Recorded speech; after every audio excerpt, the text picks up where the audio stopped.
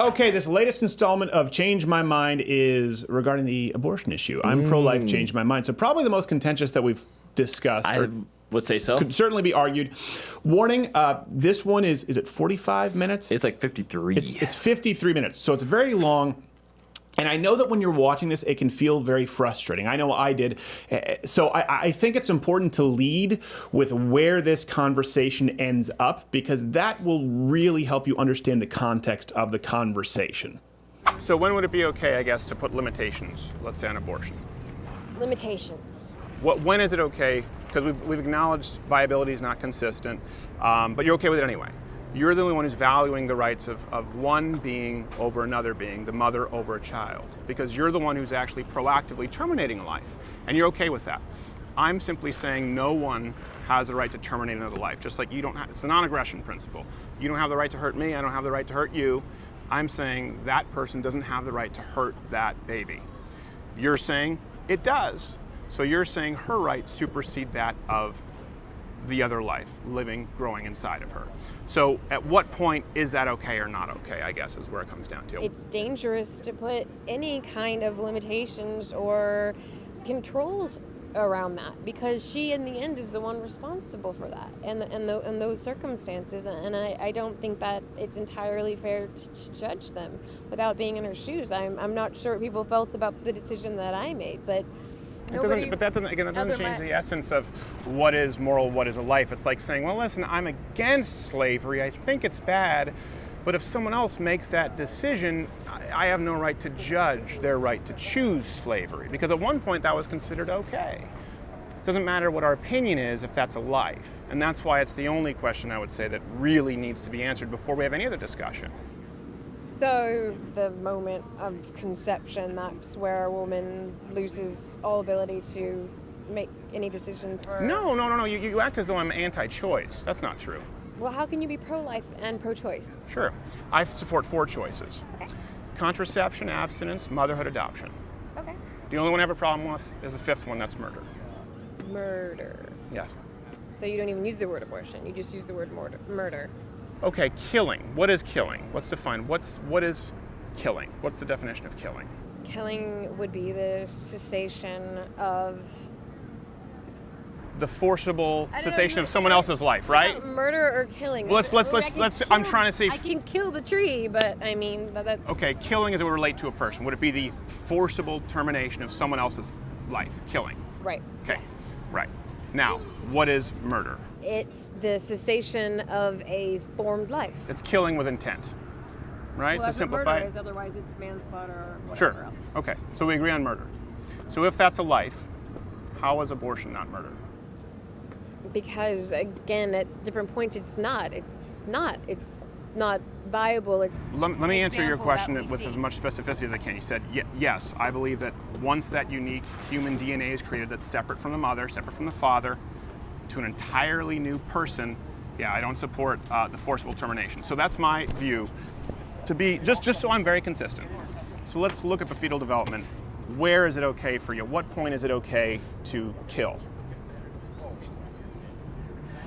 So why do I think that's important? We don't do a whole lot of editing with the Change My Mind series. That's what people really like about it. Mm-hmm. In this case today, we're going to provide a little bit of commentary, again, because it's 53 minutes long. It'll be intermittent. It'll be brief. I think it's important for you to see this and for you to note that some people, it doesn't matter how convincing your arguments are. Maybe my arguments aren't that convincing. It doesn't matter how civil you are. Sometimes you're not going to get anywhere. And often with, when you do Q&As, whether it's me at UMass or Ben Shapiro answering these questions, and you see these montages, swatted down, leftist. Super entertaining. Yes, it's super entertaining, but you don't see those quiet moments afterward where that person, sometimes they still think they're right. Sometimes their mind isn't changed. Sometimes you run into someone, in this case, I was wondering, my gosh, we go through viability, you'll see, we go through the idea of obviously viability outside of the womb, also the idea of sentience. All this is kind of covered today. And I found myself frustrated, and it is hard to identify sometimes, okay, is it me not doing a good job? Or is this somebody whose heels are so dug in their mind won't be changed? And I think that when you see this woman looked at that chart, looked at a 9-month-old baby and said, I don't care, no abortion laws. And so I don't know what to say to that. And you realize there is no common ground there. Viability doesn't matter. And looking back on this conversation, if you think it seems like circular logic and it's frustrating, it's because it doesn't matter. She's okay with aborting a 9-month-old baby anyway. Yep. That's why you're never going to pin her down on any specific issue, as you'll see that, like you discussed, you're never going to find a place to agree upon because that's not her end game. But she brings these up as smoke screens. Smoke screens. Nice lady, but she brings up, Absolutely. well, I think it's about viability. Well, what about rape and incest? She doesn't care about any of those things because she looked at the graph of the fetus, zygote fetus baby, to use her words, and said nowhere, no Situational abortion ethics laws. Completely. And I think this is important because a lot of people sometimes will send us emails and say, well, how do I have this person who's coming over to Thanksgiving, a family member, how do I convince them? Sometimes you need to sit in the pocket, you need to take as many swings as you can, you need to try and change their mind as best as possible, and you need to accept that it won't happen anyway. And it's hard, it's a hard pill to swallow because obviously, if you're someone who cares about changing minds, you're going to look back at yourself and say, gosh, could I have done a better job? Sometimes maybe you can.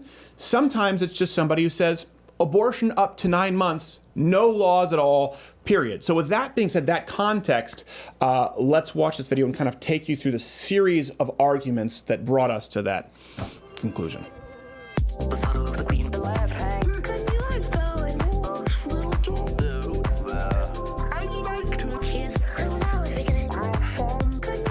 What was your name, by the way? Jen. Jen. Steven, nice to meet you. All right, Jen, well, here, you can hold this if you want. Okay. Just, talking to the, you're talking to the stick. Change my. Beg your pardon?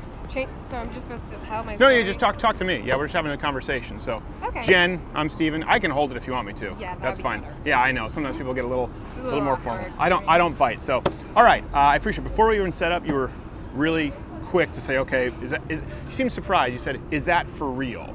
When you saw the sign, I'm pro-life, changed my mind. Why? What was so surprising about it? In my experience dealing with pro-life, either protests or discussions, normally it's not changed my mind. Normally it's they show pictures of actual abortions or trying to guilt Sure. women or shame them into decisions that they've made. It's not really about having, a repartee. It's more about kind of either a religious ideology or, their personal ideology, and just kind of trying to force that on you rather than Sure. trying to having a conversation where we can understand each other. Right. And where we're coming from and why we have these different values. Right. And also because we're across from the art museum, so I didn't know if it was an experiment, like a social experiment, to see what people's You thought reaction. it just might be ironic?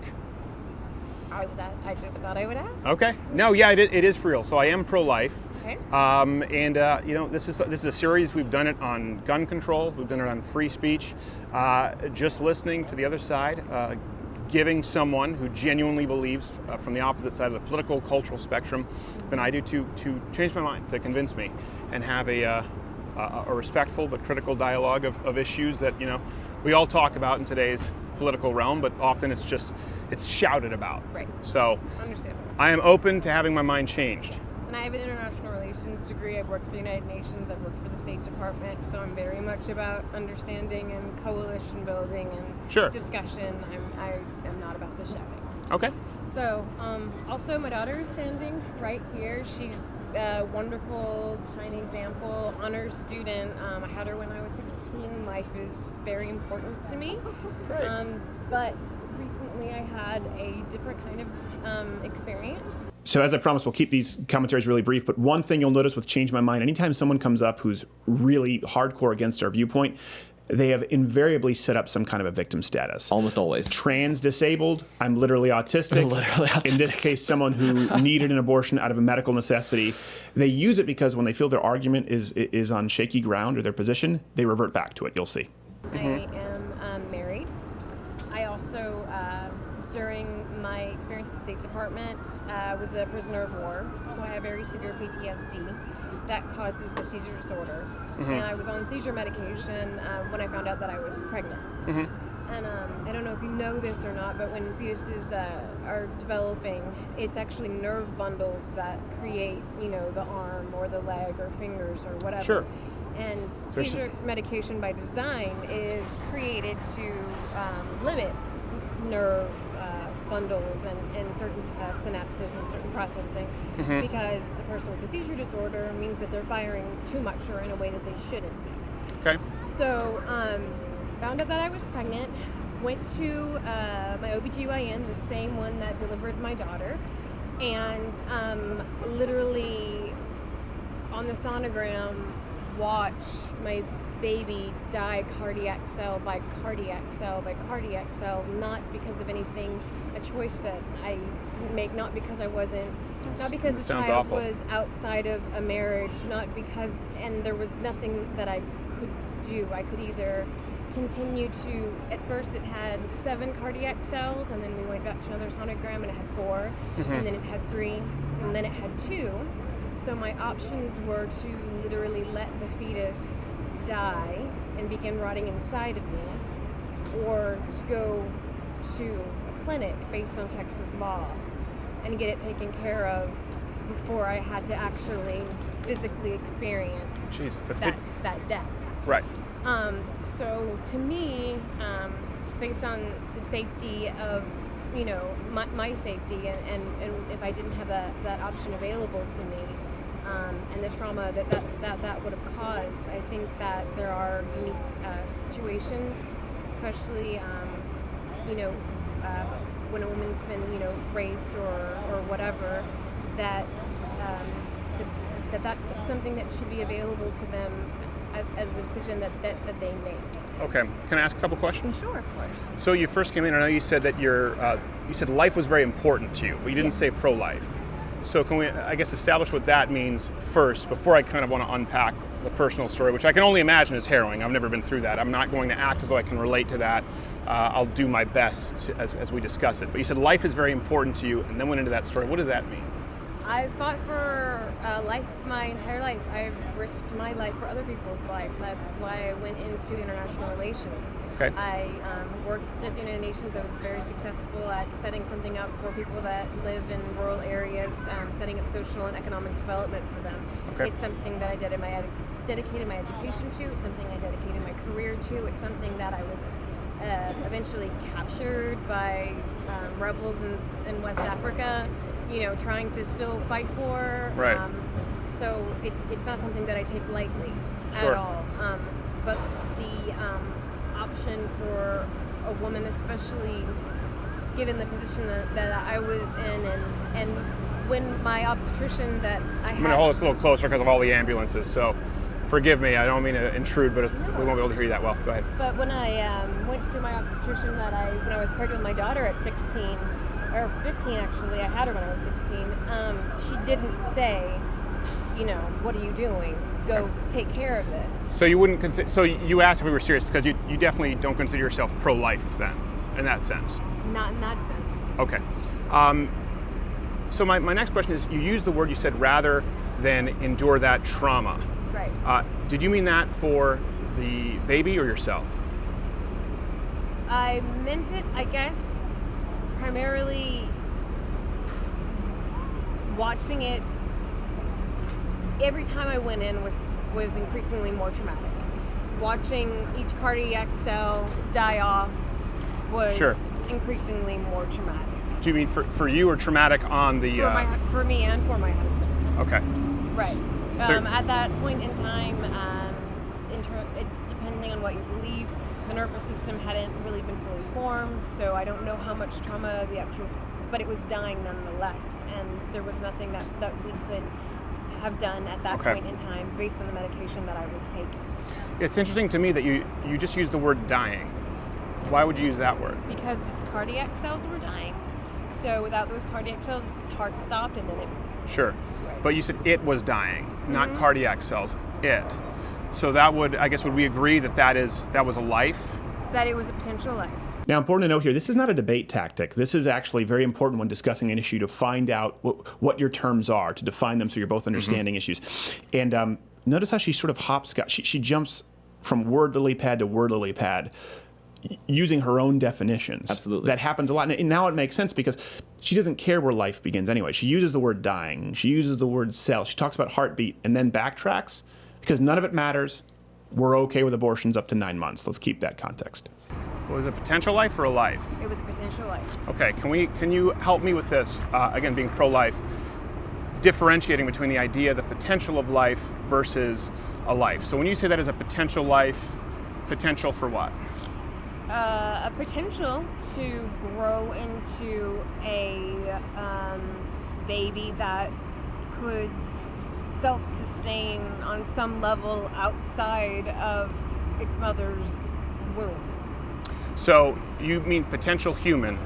So the potential human is fulfilled into actual human.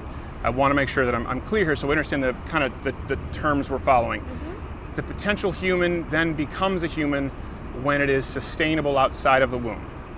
I think that that's true. I think that until that point it is a decision between, because it is completely dependent on the mother. Sure. So to enforce certain laws or certain acts on her that the baby wouldn't be able to survive otherwise, I don't think is exactly pro-life. I mean, if you could extricate the baby and put it in a incubator pod or something, then maybe that would be more ideal.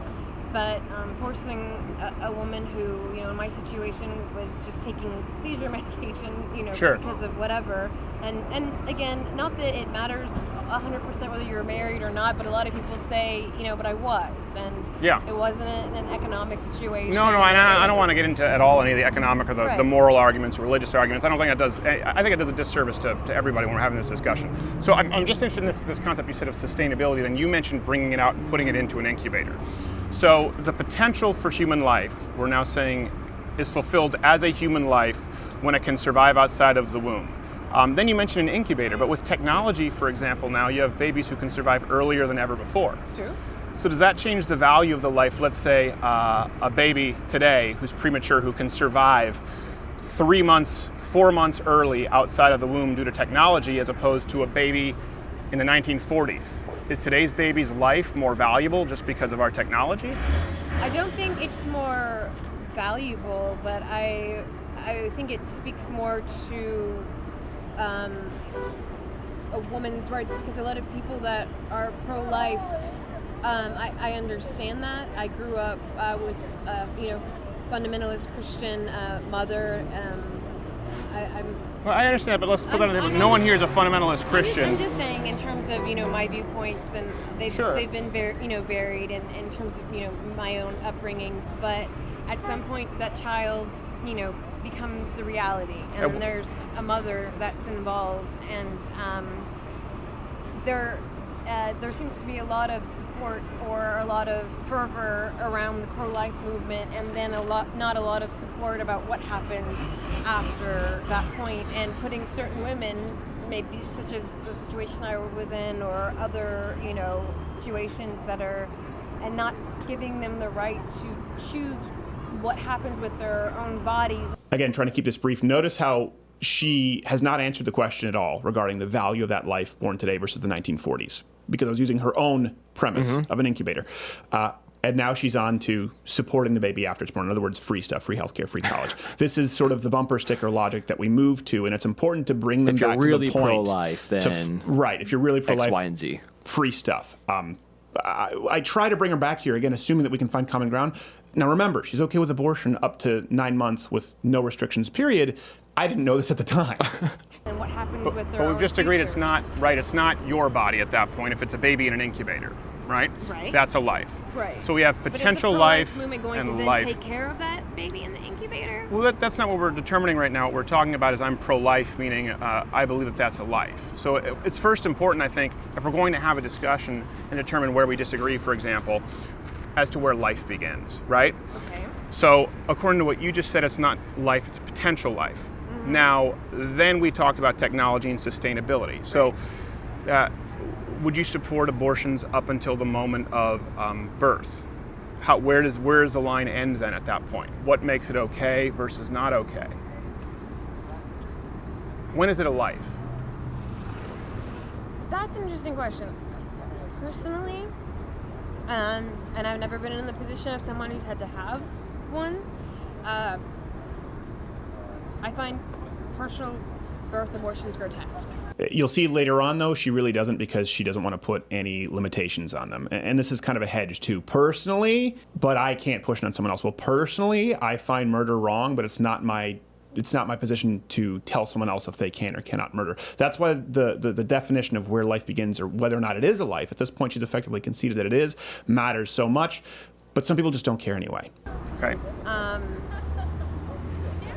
To me, that is a viable life. That Okay. is unnecessarily destroyed, and I think that there's parents out there that are willing to adopt or whatever, that would be willing to take over if the mother is that desperate in that circumstance. And then my understanding is that happens either after 6 or 7 months of the pregnancy. Typically, when the baby, if it were fully born, Right. would be viable. Right. So I think that that's kind of maybe in terms of when it's a life, when it is viable outside of the womb or outside of, I guess, or within, science or an incubator. But at that point, then I think there needs to Well, be before more you go on, attention to what's going to happen at that point, because the discussion of when life starts is important, but also then what happens to well, the hold rest on, of that. before we move on, like to give you an example, right? Because I'm pro-life. Sure. So I understand that you want to move on afterwards, and we'll probably get into the idea of a social safety net, healthcare. I understand where you're coming from. But before we get there, right, I'm pro-life. The idea is to change my mind on this, or find where we disagree. Before we move on to another discussion, let's say you're driving home tonight, right?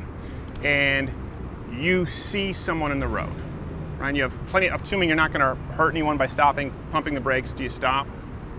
If I see someone on the road, Yeah, to not hit them. yes. I would too. I think we're probably both decent human beings. Now let's say you're same scenario, you're driving home tonight. You're not entirely sure, but you're pretty sure you see someone in the road. Do you stop? For the most part, yes. Unless Yeah. I see that person with, I don't know, like a chainsaw. No. with blood all I'm just saying if over you're it seeing someone or- crossing the road, Yeah. you stop, you know it's a person. And let's say you weren't sure it's a person, but you saw someone crossing the road and you could stop. Would you stop? Typically. Because you'd err on the side of not ending a life, right? Typically. And so that's the discussion we're having here. Is I haven't heard an answer on it. Perhaps I've missed it.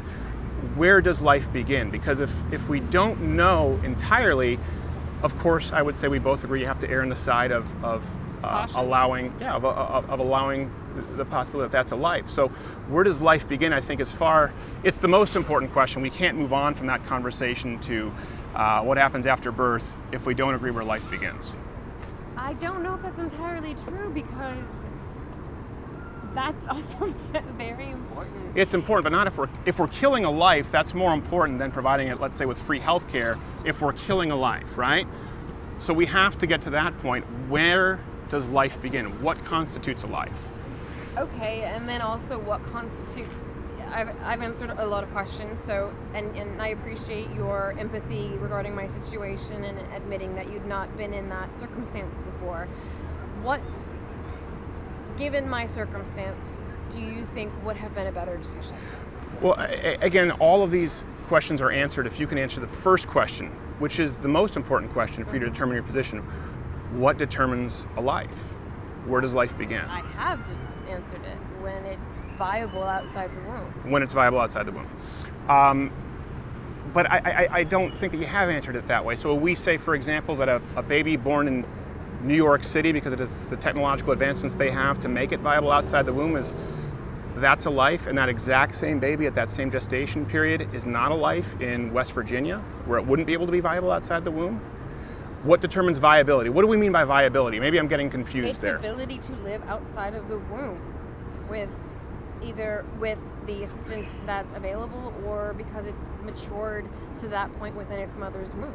One thing you notice, she uses a lot of words like personally, primarily, notably, most likely to hedge her bets, and she tries to go to the personal scenario. That's why it's so important. She set up me, personal victim, so that she can go back to it when she hasn't answered the question. And if this is where we get to the point where if it seems like circular logic, she claims that she's answered with viability, but she didn't really answer the question of, it does a point in time, 1940s versus today, does geographical location determine the value of life? She hasn't answered it. The reason it's starting to get circular, this is why I wanted to show the ending first, is because she doesn't care anyway. She's just trying to, she's just completely unwilling to concede ground. And this is, I should have recognized this here and probably just jumped to the fetal chart. But being a dumbass, I thought I could maybe have a civil conversation and convince her. But I didn't realize, like, I thought maybe there's a middle ground. I didn't realize her middle ground was 8 months.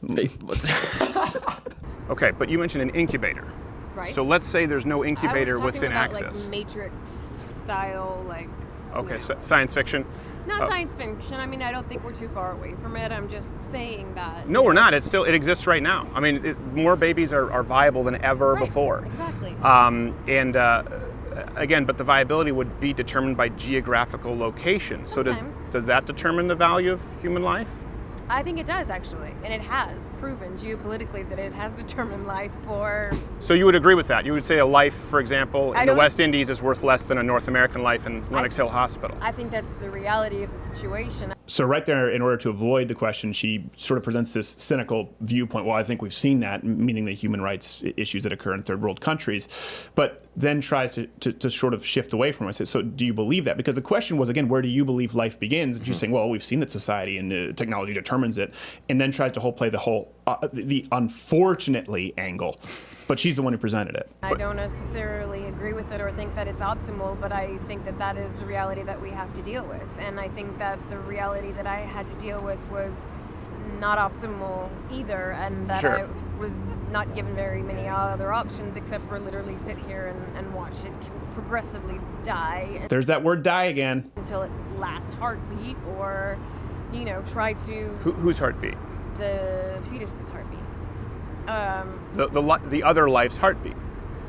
The fetus's heartbeat at 6 weeks that was not viable, that had gone from 7 cardiac cells to 2. Right. Right. But you were talking about how traumatic it was. That it would have been traumatic to continue to just go to the obstetrician and watch it die further instead of taking Die. some. This comes back to the issue. My issue is I'm pro-life, changed my mind. If entertain this thought for a while, because we talk about viability, right? Well, viability or sustainability, there's a certain level of dependence, obviously, in all stages of development, and certainly after the birth. I mean, most babies would not make it more than half a day after the birth if not for someone else taking care of that baby, right? So we have to determine what viability is, what dependency is. Older people, there are some older people who are entirely dependent, who are entirely non-viable without assistance. I still say that they're a human life. We have people who are in comas who are not viable without people taking care of them. I still say that's a valuable human life. When you get outside of the scientific realm of life, and you've kind of used this term yourself when you talk about another heartbeat dying, ending that life, after conception, right, there's a unique genetic code that determines male pattern baldness, to eye color, to sex, to the heartbeat, which is separate from yours immediately. It's the only consistent line to draw to determine what life is. Outside of that, it's circumstantial. And that's where you end up, as in your boat, valuing certain lives over other lives. I guess you could say that, but it's kind of like saying, well, and then this is an oversimplification, obviously, when we're discussing humans, but, a chick hatching, too early, what's the responsibility there? A tadpole, leaving its little egg where it's got its, nutrition, and then, not being viable there. It's not, those, while they are two separate questions, they are completely distinguishable in terms of what the end result is. And so we can talk about when life starts, but there has to be a discussion about viability and healthcare and women's rights intermixed in that. I don't know. I mean, what do you think, for example, a woman that conceives a child as the product of rape? I mean, What do you think, honestly, her option should be? Well, what I think wouldn't change whether that's a life or not, right? Knowledge nor ignorance changes the very nature of something. So it still comes to the question whether that's a life or not. What I think about rape is that rape is terrible. That doesn't change the circumstance that there's a life growing inside of that woman. Okay, so that woman's life somehow is superseded by, No, not at all. but when being forced to carry that child would. No, I would never force anyone to carry a child. So then what are the other options? No, I'm not forcing anybody to carry a child. I'm simply barring someone from killing a life. But you can't have it both ways. You There's either not having force both ways. someone I'm to not carry a forcing. The child. rapist has committed an evil act. Right, but it's been And so done. I'm simply saying It's that been you done can't in meet an conception. evil act with an even greater evil, which is the termination of a life. I'm not forcing anyone to bear a child. I would never do that. But how do you say that then conception is where life starts, but you're not gonna, but you would never agree with forcing someone to carry a child if a woman that I'm had not. conceived as a consequence of a rape, that's why she was carrying a child. You would say Right. you would never force that on anyone. No, of course not. But that would be that would be her reality. That there would be a life, according to you, growing inside of Well- her that had started, and then what? For example, right now, if you were to say, I forced you to give this interview, No. is that, no, but let's say you said it. Okay. Would that be true? No. So because you say something or because you think something doesn't change the nature of it, correct? So because you say I'm forcing a woman by not allowing her to terminate a life doesn't change the fact that I'm not forcing anyone to carry a life. By not giving There was a her- crime occurred, and then I just don't believe in meeting evil with an even more evil act. I understand what you're saying, but by not giving her the option, you are. Well, not giving her the option, again, of killing a life, of murder is what you're discussing. It doesn't change the nature By of not it. giving her the option, then you are forcing her to carry a rape child. No, I'm not. Then what other option does she have other than to carry it? Well, it'd be like saying you're being forced, for example, to take care of your child. Because the law says that you have to feed that child, even though Yes. it's completely The law non-viable says that without your because intervention. You entered into a social contract when you decided to have sexual intercourse with somebody willingly, and you understand one of the Correct. consequences of that might be procreation. See here, she doesn't see the irony in exactly what she says. The consequences might be procreation. Now, we've gotten into the rape discussion, which does, again, it doesn't matter because she's okay with an abortion up to 9 months. So this was more of a philosophical point. I tried to explain that simply ignorance doesn't change the nature of an action. Missed. So a big swing and a miss. So I thought, okay, let's try and bring it back to the vast bulk of abortions. But again, why is she bringing up rape? Why is she bringing up the idea of partial abortion? None of it matters. That's why I thought people need to see the conclusion first. You'll see. Let's get back to nearly all abortions, which of course aren't from rape. No, that's not why.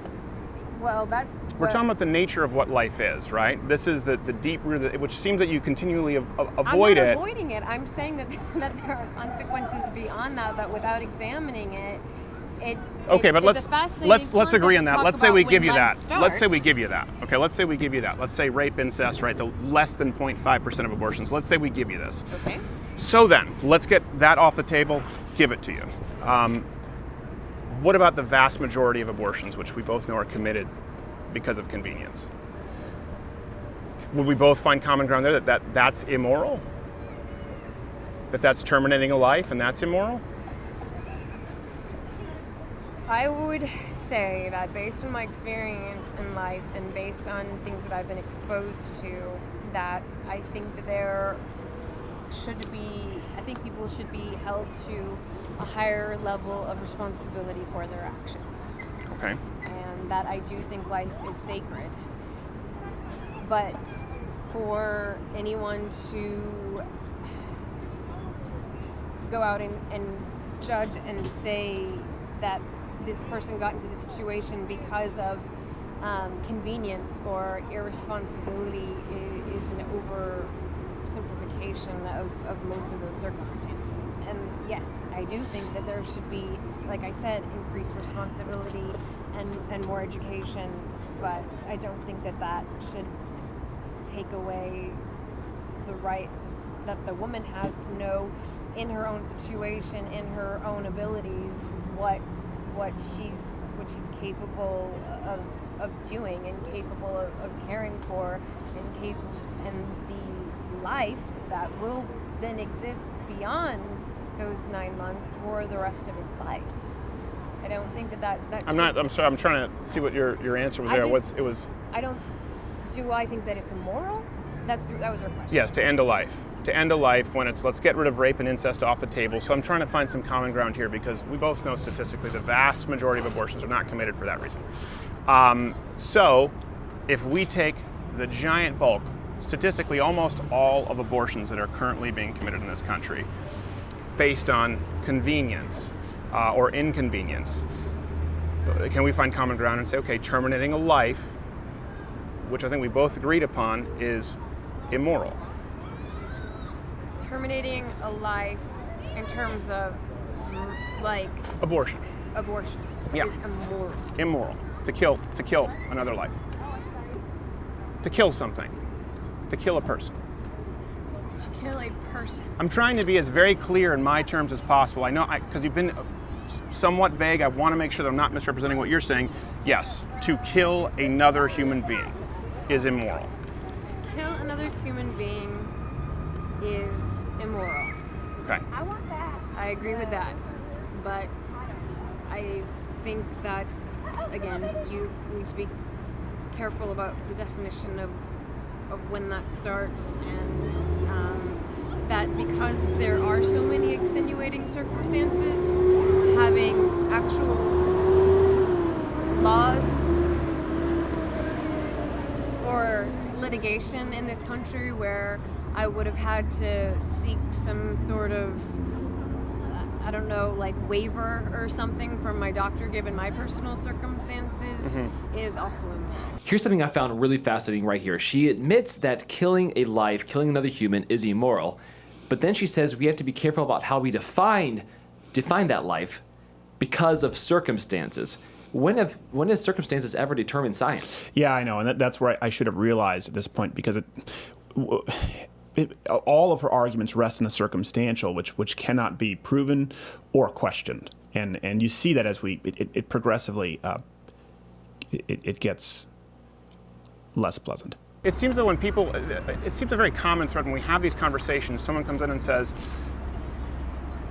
I am this, therefore it's different for me. What I'm trying to do is get on the table here the vast majority of abortions and determine when life begins. But there are no two circumstances that There are the same. There absolutely are. There absolutely are. Yours is a very extreme case. Yours is a very extreme case. It's not actually. And I had a very close friend that had the same thing happen to her, but except it happened statistically to it her is. Statistically it is. Statistics and these facts matter, and especially when we determine when life begins. If those laws existed, then she and I would both be in very different boats. But what if that saves billions of lives? What if that saves hundreds and hundreds of millions of lives? Again, if we need to have a conversation as to where life begins, and if we agree on that, if we don't agree on that, then that determines whether killing this life or potential life, as someone sees it, is morally acceptable or not. Because maybe in some extenuating circumstances, we would say, okay, in this instance, this is moral for me. But what about the hundreds of millions of lives that have been killed and ended? Can I ask you a question? Here's the point where she hasn't answered any of my very framed in, clearly defined questions, and so she asks me if this is religiously based. Now, let me ask you, have you heard me make any religious argument here? None. No. So, Your Honor, I object, but this is what happens. No. Is your belief system primarily spiritually based, religious based? Nothing that I've discussed here has anything to do with that. No, but I'm asking Purely you, where does this? I don't think that's relevant. I think what's relevant is determining where life begins. Because you haven't answered. I actually have answered several times. You've said viability, but it's been remarkably inconsistent. No, So, it hasn't. yeah, it has. No, I've said outside of the womb or outside of scientific. So the value of life differs from, say, West Virginia or South Africa always than the been the United case. States. And you support that. You're saying that's okay. I'm not saying that's okay. I'm saying that's the reality, and I'm saying taking the choice away from women that are in those situations would be a crime against their lives. Gosh, I hate to commit, but this is the exact same argument she made earlier. Well, unfortunately, this is the case. This is the reality, right? We see that some babies are valued more than others, as though it's this grave injustice. Yet then she says we must continue to perpetrate this injustice to ensure that this is where, if it seems frustrating watching, believe me, I thought, am I missing this? Right. So you're not at all concerned with the lives in those cases that you're terminating, that you're killing. I'm concerned with them, but Not much. there is a life already that it is in existence, that is in development, that would be adversely affected. So I want to be very clear here. You just said that's the way it is, so you support the premise that a life is more valuable in I Lenox don't Hill support Hospital. No. You're taking Then words it out of is- my mouth. you said and that's the way also it it's a little bit is. offensive because as I told you, I have an international relations degree and I've worked for the United Nations and I've worked for the State Great. Department. So I've fought for human rights in people's lives my entire career, my entire education. So you're reducing what I'm saying a little bit. I'm saying that is just the reality Right. of the world. And you use that to define where life begins, correct? You said viability. That's Right. your okay. Yes. So the value of human life differentiates based on geographical location according to your premise. That's okay. Not my premise. The premise that was created by colonial powers, imperialists, whoever you want to say. But that's why there's differences in terms of medical developments and all of those things in different parts of the world. And I've been all over the world, so I know how life is valued in different places, and that is just Sure. the reality In of some it. places it's okay to take a sex slave. We would both agree that that's completely morally reprehensible, right? I would agree with that. Right. So would we not both agree that geographical location, being born in Lenox Hill Hospital, shouldn't make your life more valuable than someone who's born, let's say, in the plains of Zimbabwe who doesn't have an I incubator? completely agree with you, but I also agree that the reality of the situation is that there's always been a difference in terms of prices on human life. Our country has a really great history. And you of support not that, then? Absolutely not. Okay, Again, then I it comes back fought to my where does entire life begin? career But where does against life that. begin then? Because you just said that's the reality. It is the If you fight for reality. human rights, what about that basic human right? Again, the right to Whose life. human right? The right of that child, the right of that baby Why? to be just as valuable in Sudan How does it? as it is What, in Manhattan. what rights has it been able to? What rights as a fetus does it As a baby. have? Fetus. Is that a As a baby. Depending on where it's born, it can be a baby, a viable baby, or it can be Okay. aborted. Yeah, depending, or it can be something that's just a death. But that's entirely dependent on where it's born. Right, but that's the reality of the circumstance. You see that long, uncomfortable pause there. The left is so used to using this umbrella fetus umbrella term as though it just makes it go away. She's used the word repeatedly: dying, cardiac cells ending, death. But it's all okay if you just say it's not. I say it's not a baby; it's a fetus. At this point, even though we're discussing a viable baby, depending on where it's born, but say fetus, and all that goes away. Taking that away from a woman who's in those more difficult places, who doesn't have those medical But do you understand how advancements it's an available to inconsistent? My her. point is your viability It's- line is very inconsistent. It's not a consistent No. measurement. You're I- ending a human life with its own DNA. It's not inconsistent. I've always maintained viability, and I maintain that there just are geopolitical differences in terms of scientific advancements and in terms of availability, and that's just the reality. And whether if pro-lifers are going to go around the world and donate billions and billions and trillions of dollars to And they do. hospitals, They do. Far more than the UN. They do far more charitable work than the UN. okay. Yes, statistically. You know That's this if another you fought for human conversation. rights. That's a conversation. Okay, it's a different It conversation. depends on where you are, but I'm just saying that's been a sad reality, and perhaps with more support and perhaps with more education, that wouldn't be the case, and that I do think that You that support no education. woman- I don't understand. Okay, let's remove different countries because maybe that's sort of the barrier here. Let's just go to state borders. Let's say a baby right now, 6 months old. Okay, 6 months old, Lenox Hill Hospital, completely viable, right? Best medical technology available. Okay. Same exact baby. Okay, Hills of Tennessee, born the same time. One lives, one doesn't. All right. So does that make it acceptable or one life less valuable to abort at that term in a pregnancy? Where is it okay? When is it okay to abort? Because we've now determined that viability can vary. Right.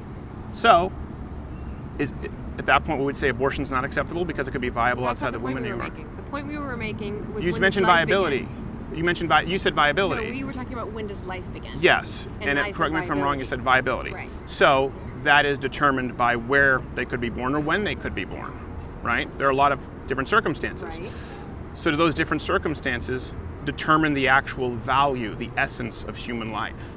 Is that your presupposition? If you want to talk about the value of human life in terms of like an overarching definition, no. So here we go. This is where I should have just brought out the fetal chart. She says, if you want to talk about the overall idea of the value of life, no, but the reality, yes. In other words, she's saying that yes, value is determined by technology, by your access to doctors, to your healthcare provider. That determines whether you are a human or not. And that's why the conclusion was so important, because now you see why this just nonstop circular logic makes sense from her position. If you want to talk about the reality, then yes. Okay. So the reality is, even though that baby is viable, as you've just agreed, you'd be okay with aborting it if it's in a place where it wouldn't be able to be put on support. I said that I believe that life begins at viability. I said that unfortunately, and based on experience, whether you want to not, if you want to take other countries out of it, then that's fine, even though that's the majority of the world's population. Then I didn't, because you said geopolitically. So go ahead and put it back in. Put it back in. That's fine. Put it back in for your argument. United States. Put it back in. No, it's fine. Put it right back in there. I don't need to. I'm just saying that viability is one thing, life is another, and yes, lives have always had different values in different places. Viability is one thing, life is another, but you just said that viability is what determines a life. I said that in terms of, you said would abortion be okay where there weren't the scientific advancements available in one place versus the other? And I didn't. I was asking, is the value of the life determined by that technology or by the era in which the baby is born? Unfortunately, yes. Okay. So to you, that's what determines the value of human life? Not to me. To the rest of Well, the I'm asking world. you, what is your opinion then? Convince me, because my opinion is there's no consistent line. I'm trying to be as clear in terms as possible. There's a unique human genetic code created at conception. You mentioned a heartbeat. That's not your heartbeat. It's not the father's heartbeat. Right. You don't have, when you were when you were carrying your lovely daughter there, you didn't have 4 feet. You didn't have 4 hands. You had a separate life living inside of you. Mm-hmm. My contention is, of course, that scientifically that life we see begins at conception. DNA is created. You said viability, and then I was just showcasing how viability is determined by geography, by different points in history, and then you said, I don't support it, but that's the way it is. So I'm asking you, where is your line as to where life begins? My line is at viability. And this is like we were talking about before. This is where that kind of cross section occurs, where far right and far left meet, where culture determines. Yeah, your value morality. and morality, it comes from your immediate culture. Right, not science. There is no not ultimate any truth. intrinsic There is value. not, no. It is remarkable, but again, when you don't care if it's a 9-month-old baby, all of this makes sense. If that isn't your position, almost none of this makes sense. It's certainly More completely smokescreen. inconsistent. Yeah, all a smokescreen. Do I support the differences in different places where viability begins? No. But until we have more equality as far as that is concerned, I don't believe in taking the right away from women to make certain decisions. So you've just acknowledged, I just want to be clear, that a viable life, because of its geographic location, you are okay with killing. I'm not okay. I'm saying that's the reality of the situation. So you are against it, but it's the reality of the situation. I'm saying that I wish that mother could get more support and education. But that wouldn't change viability at that point. There's a life growing inside of you. This baby is 6 months, let's say 5 months, let's say 7 months. If the mom could have a PhD, it doesn't change the fact that if that baby's born premature, it won't survive in this area of West Virginia compared to Manhattan. It doesn't change anything.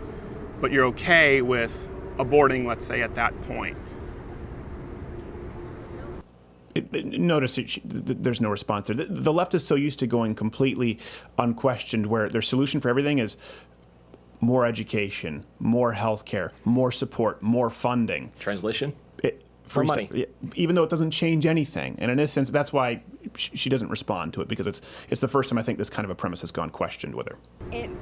I think it's situational. What I'm not okay with is taking away a woman's right to make certain decisions about her body, and I think that's. But that's not her body, right? We both established that. But it is, though. But it's not. It's not if it lives in New York and it doesn't live in West Virginia. You're just saying, again, you're saying, you know, okay, here I'm against it because it can live in a hospital in the Upper East Side, but here I'm not. I'm saying that It's not her body. is that those differences exist. Scientific advancements, those differences exist. The I completely education, agree. the support, all of that, those things exist. Mhm. And until we get some more even ground on that, I think it's But does that change the essence of personhood? Does science change the value of life? Does science change the essence of what a human being is? I think it's proven that it has. I mean, we could go way off topic and talk about human growth hormone or steroids or science. Yes, it Well, does. that doesn't it does determine a change the life. yes, it does. It changes the essence of the life. It changes the quality of that. What life. is personhood? What makes a human being, I guess is a question. What makes a human being, what determines a human life? And that's just, I feel like we're getting hung up there because I'm just not seeing a very consistent rationale in applying your standard here. It seems like we're going in circles. If it seems inconsistent, it's because I think it's a dangerous segue into removing rights that shouldn't be removed because there are unique situations and because there are these differences and because there are a lack of resources and because there is a lack of education, and saying that, well, this is where life begins, then you're automatically getting into the discussion about murder, and I don't think that that's appropriate. Why isn't that appropriate?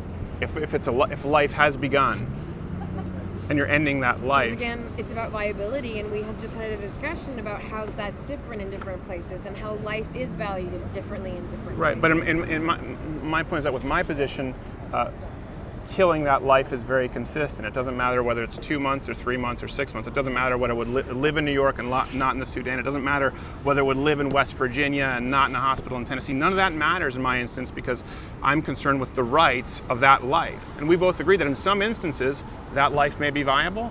It may not be viable. Over the rights of the person carrying it. No, not over the rights of the Well, person carrying it. there's I'm one simply or not the allowing. other. I'm simply not allowing the killing of one life. Not allowing the killing of one life is not forcing one that you've acknowledged is viable, is not forcing somebody to do anything. Yes, it is. What's important here is we're both discussing a life at this point that we've both agreed is viable outside of the womb. She wants to go back and forth based on convenience for her argument. That's why this is so disturbing. We've both agreed that we're discussing a life viable outside the womb, and she still doesn't care. And this is where it snowballs pretty quickly. Forcing someone to carry a baby to whatever term, especially in extenuating circumstances, So- or where the lack of resources that it is not realistically viable once it gets outside of the womb. So Okay. I think that, you know, So when would it be okay, I guess, to put limitations, let's say on abortion? limitations. When is it okay? Because we've acknowledged viability is not consistent, but you're okay with it anyway. You're the only one who's valuing the rights of one being over another being, the mother over a child, because you're the one who's actually proactively terminating a life, and you're okay with that.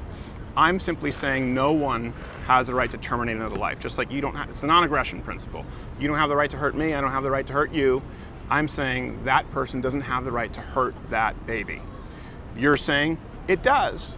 So you're saying her rights supersede that of the other life living, growing inside of her.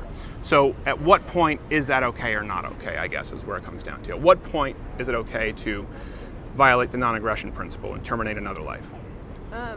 Again, I had made my statement pretty clear on partial birth abortions. I personally find them abhorrent. I know of one particular situation that was, whatever. But, maybe an argument can be made, but still. I think that that's where the education needs to come in. I think that, I think you're maybe diminishing a little bit the fact that it's not an easy decision for the mother. It's not optimal. It's not something that any woman actually that I've ever spoken to wants to do.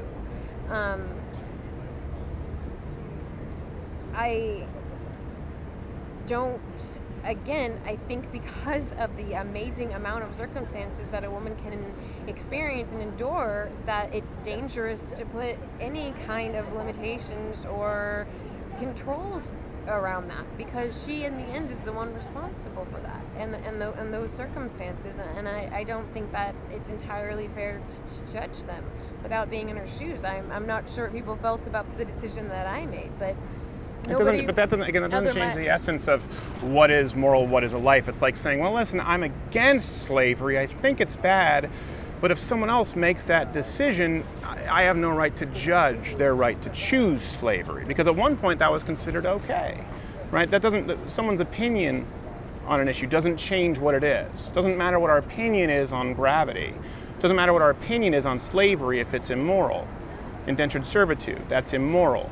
It doesn't matter what our opinion is if that's a life. And that's why it's the only question, I would say, that really needs to be answered before we have any other discussion. So at 2 weeks, 3 weeks, not even, observable other than under a microscope at the moment of conception, that's where a woman loses all ability to make any decisions for... No. You act as though I'm anti-choice. That's not true. Well, how can you be pro-life and pro-choice? Sure. I support 4 choices. Okay. Contraception, abstinence, motherhood, adoption. Okay. The only one I have a problem with is the 5th one, that's murder. Murder. Yes. So you don't even use the word abortion, you just use the word murder. Okay, killing. What is killing? Let's define. What is killing? What's the definition of killing? Killing would be the cessation of... The forcible cessation of someone else's life, right? Murder or killing. Well, let's. I'm trying to say. I can kill the tree, but I mean. Okay, killing is it would relate to a person. Would it be the forcible termination of someone else's life? Killing. Right. Okay. Yes. Right. Now, what is murder? Murder would be an aggressive, typically premeditated act to. It's the cessation of a formed life. It's killing with intent, right? Well, to simplify it. Otherwise, it's manslaughter or whatever Sure. else. Okay, so we agree on murder. So if that's a life, how is abortion not murder? Because again, at different points, it's not viable. It's a consistent pattern that we see throughout nature when things aren't viable, when a mother doesn't have proper resources, that she takes care of it because of knowing what the experience will be of that child and of her family and her ability ever to starve to death on a ice floe or whatever. I mean, it's a pretty consistent. Let me answer your question with see. as much specificity as I can. You said yes. I believe that once that unique human DNA is created, that's separate from the mother, separate from the father, to an entirely new person. Yeah, I don't support the forcible termination. So that's my view. To be just so I'm very consistent. So let's look at the fetal development. Where is it okay for you? What point is it okay to kill? That's an interesting question because you're using the word kill and murder. That I don't. Let's remove murder and kill. Let's assume that the abortion is accidental, so it's not murder. Again, I don't believe in putting these. At what point is it? I've said unique DNA, it's separate from the mother and father. At that point, the only consistent line, of course, in comparison to viability, sustainability. Here? You sounded like a question mark. Well, You're not sure. I don't know. It's this ovulation period, so I'm trying to see where the actual conception is taken care of is taking place according to what you've put in front of me. Yes, okay, so that's that was the conception, question. week 1. Okay. So where is it okay to, where on this chart is it morally okay to kill? Okay. Morally okay to kill, again, is a difficult question, and it's putting me into a box. Okay, where is it morally okay to terminate a pregnancy? Let's use that term. I'm just trying to, because I've answered the question, I hope, as clearly as I can, conception. So I just would like to see you pick on the scale. Maybe that'll determine where we disagree. It's not I mean, because I'm looking at pictures of developing babies and I can see their characteristics forming on their fingers and their toes, and I understand what is going on. And I had a very difficult pregnancy with my daughter, so I went into the doctor 2 or 3 times a week, so I know exactly what Where is it happens okay? at every point. Again, I think it's very dangerous to put these very specific lines and say, okay, for this woman X, this is the point. For this woman Y, this is the point. I don't agree with putting those distinctions because we don't know what. Where is it situation okay she's in. We don't know if she's in Virginia. to end we don't this know life? if she's in New York. We don't know if she's been raped. We don't know what the circumstances are. Being a person that's suffered, has PTSD myself, you know, the trauma of a rape or whenever she's able to actually take care of it, that's a separate question. That's irrelevant. Where is it It's okay not- to kill that It's not life? irrelevant. I'm saying it's dangerous to put those parameters on. But they terminating do abortions. exist. They do exist. The parameters exist whether you like them or not, or I like them or not. Parameters exist, but There are laws. still legal. There are still exactly. There are legal. avenues. There are laws. So terminate a I'm asking pregnancy your up opinion. until- Where should the law be? Where is it okay? I don't think there should be one. I think that there are unique situations. I don't think that we should be mandating women's rights that way. So nowhere here should there be any law. No, I don't think there should be a law. There shouldn't be any law that you can't Based on kill. how I feel about it morally, does not change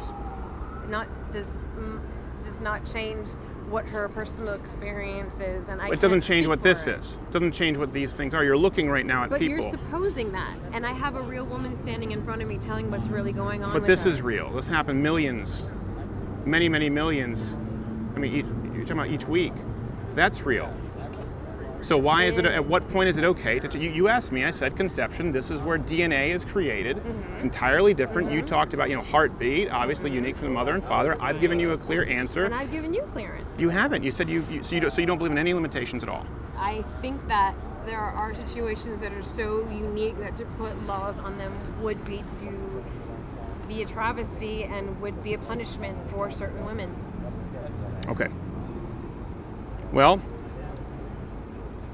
the fact that you're okay terminating this I told you already. Doesn't that change I my find mind. Partial birth abortion to be. well, then just pick the chart. Point. Tell me where partial birth abortion. Tell me where it's okay. I told you. Pick a that baby and point, I and that's an answer. personally find it extremely repugnant and distasteful, but I know of a specific circumstance where, I can't be the judge of that. And I think that it's, again, dangerous to start this discourse without having other things like the education and blending in place. Because when you start How is the this not laws- education? Right here, this tells you exactly what kind of development, where the baby is at each week. Is that not education? Right now, you have the education of what that fetus, zygote, fetus, baby, to use your terms, is.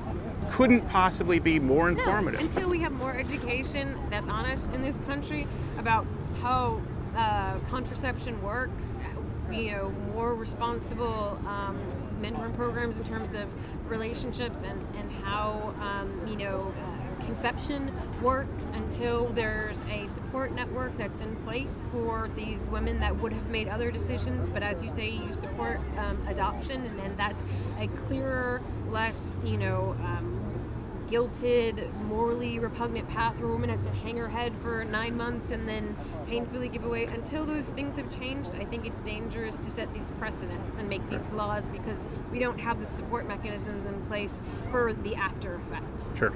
Okay. So no abortion laws. Appreciate it. That's your opinion. Very honest about it. Thank you.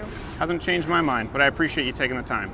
Okay, so that was pretty tiring. That was pretty exhausting. I find it funny that at the end she's just bringing up my point. So whether it doesn't take into account whether it's New York or Virginia, that's the whole point. That's the whole key. That's what I was saying. I There's don't no know how you consistent- do this, because when we take these, I'm far enough away, I don't hear what's going on. You just had to live through this twice. Why? Because you know that when you've said stupid things, I've tried to wring your neck. Exactly. It goes against my nature. It is I know. really, and I think it goes against a lot of human nature. And that's why it's sometimes in the moment humiliating, where you're going, gosh, I'm not able to convince it. But then you realize at the end, it doesn't matter. It doesn't matter. Nope. I don't know what you say if you were to say to someone, man, the Holocaust was really, we shouldn't let that happen again. And someone says, yes, but some of the Jews were stealing money. So it's like, well, I don't know. You're okay with it. I don't so have a we're not flashcard for I this. don't know. Well, speaking of oh, by the way, her daughter. It turns her daughter. People were taking some. Her daughter was a fan. Her daughter's boyfriend in the military was a fan. So, hi, Gia. Listen, our daughter was very nice. This is not this whole thing is designed to be the opposite of just cable news sound bites, fighting, arguing, not being productive. But the backflips when the chart came out, I should have just brought that out earlier. You should have brought that out earlier. One thing I think is funny, and I hope people take away from this, is that there's people in your life you think that office person, you're like, oh, don't get into this with that person. They really know their stuff. Just so we found even with Naomi Wolf, like these people don't really know their stuff. The ambassadors don't really know their stuff, and then when you get the people out there who are probably the most aggressive to talk about these things, you're like, I don't have the ammo to go up against this person. You realize the circular conversations, they start happening, it's because they're just dodging and dodging and dodging. And then even when you brought out the chart, it's like, she was pissed you had a chart. It's like, well, now the fact that you're showing this to me, like fingers and toes, and but I'm talking about a real woman. Like, no, this is it's just, it is. She's just pissed you had clip art. Yeah, the oh no, he's got a Bristol board. It's the obfuscation. And listen, people out there, I hope you watch this, and I hope it's at least inspiring to some degree, where you realize, hey, it doesn't matter who it is. Some people are unconvincible. Is that a term? I think that's some people can. I might be making it I'll up. Google that later. I'm tired. I just had to go through this twice. Some people can't be convinced. You can still be very civil, and at that point, listen, her daughter's a fan. Her daughter's boyfriend is a fan. It's not necessarily trying to convince this person, but to showcase the truth that you know to be self-evident to the audience. And the questioning, the Socratic method, the letting the questions play out, letting them answer their own questions, it only works if it's an argument from truth. Yeah, so exactly. That's what's important to me. Is I'm in watching this and in conducting this, I'm trying to find out if my argument, if my position is rational, and if my opponent's is rational. And in this case, as as bleak as it seems, the answer was pretty clear to me. Hey, did you enjoy this video?